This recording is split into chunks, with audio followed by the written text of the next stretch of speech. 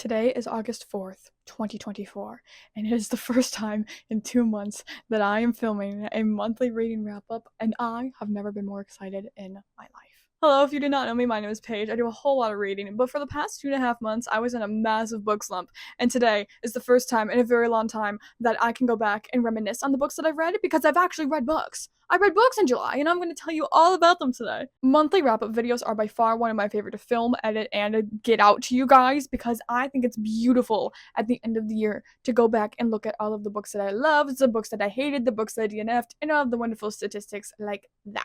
Speaking of statistics, in every single video I normally start with statistics, however, I did not calculate them today. And I'm going to be real with you, I don't feel like going to calculate them, so I'm just going to sit here for a second while this wonderful, beautiful color pops up on the screen and puts all of the wonderful things there. I'm trying to remember what I do for statistics. I know it's like pages and books and ratings and like the totals and stuff and all the fancy stuff like that. Those are my statistics. Woo me, I have no idea what any of those are. That is the most unprofessional statistics moment you will ever get from me.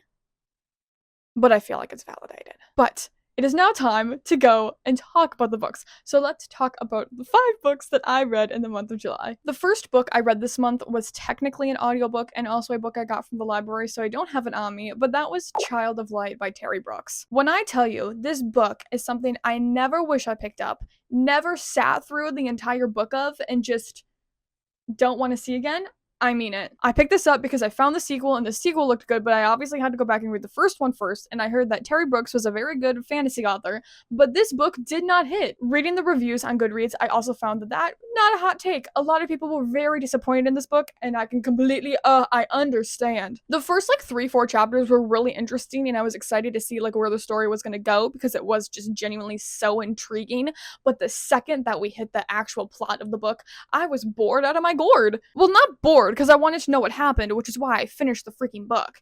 But it was just not good, in my professional opinion. The only thing that made the book a little bit redeemable was the fact that there was a subplot of romance, but even those 2 characters, I didn't really feel emotionally attached to them or nothing, so it kinda, again, fell flat. I just realized I didn't tell you what the book was about, and I really kinda don't want to talk about it.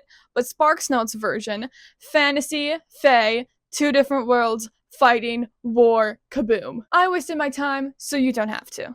Anyways, I digress. It is what it is. Let's move on to book number 2 that I read this month. I almost said this year. Book number 2 I read this year, which was Wildborn Spirit Animals Book 1 by Brandon Mull. I actually have the first 3 books of the series here. Yes, I'm counting them all as individual books that I read, because when coming out of a reading slump, I pick up something that I know is stupid, and I know I'm not going to love, but it's going to entertain me, to want me to keep reading more books, to find something better. And this series is literally perfect for that. You know what? Why don't we just talk about these as a collective? These are the first 3 books of the Spirit Animal series. We have Spirit Animal Wildborn by Brandon Mull, Spirit Animals Hunted by Maggie Stavater, don't know how to say her last name, and Spirit Animals Blood Ties by Garth Nix and Sean Williams. The first book is kind of split up into 2 parts. The first part being meeting the 4 characters, their spirit animals, how their spirit animals came to be, and the 4 of them meeting up to go on this mission. The second half of the book is that mission. In these books, they are looking for talismans because there's a war, and the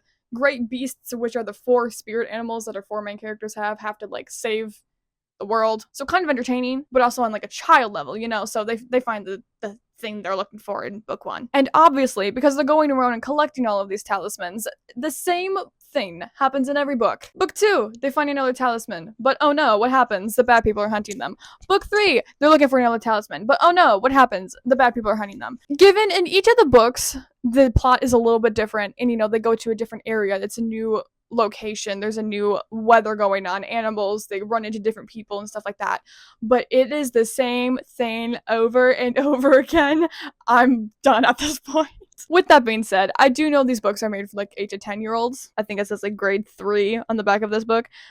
But I, again, just needed something to keep me out of my book slump, and these are doing a great job of doing that. Because I talked about these as a group, let me give you some highlights really quickly about each of these books, because I feel like I need to give them their own recognition. This one I personally have a hatred against because it's by Brandon Mull. I read his Fablehaven series and didn't really like the ending. It started off good, and this book is kind of the same. Book 2, Hunted, loved the writing so much more than the first one. Thank you, Maggie, for existing. I hate the fact that they're using 11-year-old children to win a war. However, I do love that they brought their personal lives into it, so it gives the character more emotional integrity in my mind. Book 3, Blood Ties. They did not have to do my girl Maylin like that. She had enough trauma. Leave her alone. But yeah, those are my final thoughts. You're welcome. And then finally, we have the 5th book I read this month, which was also my favorite, which is Message Not Found by Dante Medema. This book came out in, I believe, 2021 or 2022, and I immediately purchased it because I read the other book by her while I was a sophomore in high school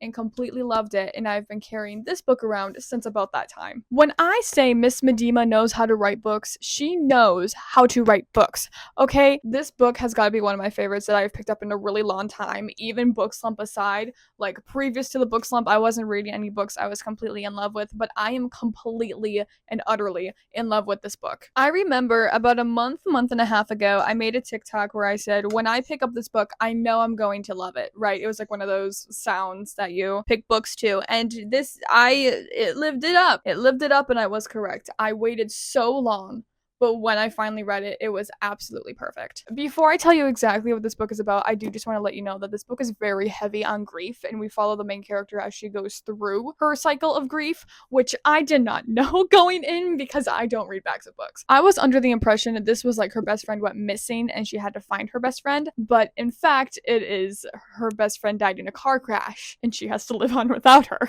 To say I was emotionally unprepared is an understatement. I also read this during the week of the anniversary of my best friend dying, so I had an emotional roller coaster with this book, which might be why I love it so much, but it's truly beautiful. However, it's not just the process of grief, because while she is processing the fact that she no longer has her best friend, she is also processing the fact that her friend has been lying to her for months about relationships. And by relationships, I do mean romantic ones, but I do not want to spoil it too much because you really don't know a lot about it going into this book. With that being said, was I disappointed to find out the mystery aspect of this book and the answer to it? No, I think they did a very good job, and while I am disappointed in the character or lack of character development that they had when they were both alive and friends, I think the way Vanessa handled it while she was alive in like her own personal bubble was kind of good. I don't really know. I'm not like mad at Vanessa, you know, I think her character and her character development probably happened and she would have blossomed into a beautiful person had she lived on and talked to Bailey. And god dang it, this book is gonna make you hate blue raspberry pop rocks, okay? Just bring some tissues, bring some pop rocks, water, have fun. But yeah, those are the 5 books that I read in July. Is it kind of a sad wrap up? I guess. I know that none of them are like super outstanding other than Message Not Found. Normally I have like 2 or 3 books that I just want to rip and rave and never shut up about. But honestly, Message Not Found is the only one in this stack, and I'm kind of okay with that, you know? I feel like this was a really good reading month to get back into reading, and now that it's August, I think I've already finished 2, almost 3 books. Like, I am on a roll. I'm so happy that I found my reading flow back. I didn't realize how much I missed it until it was gone, and I am so excited for reading adventures that I'm actually looking forward to, and I'm actually not forcing myself to read because I have so many books right now that I'm just so excited I want to pick them all up and read them all at the same time, but I'm already reading 5 books, so I should probably not do that. But with that being said, thank you guys so much for joining me today. I had a whole bunch of fun wrapping up my month, and I hope that your July was just as good. I know I haven't heard about any of your reading adventures in quite some time, so if you want to chit chat about them, I love to read what you guys are reading. It is so incredibly exciting to me, and y'all give really good book recommendations, okay? Thank you for having good book taste. Like, thank you. And thank you for sharing it with me. Anyways, I digress. Thank you again for coming, and I cannot wait until the next time we get to blab about books together. Bye!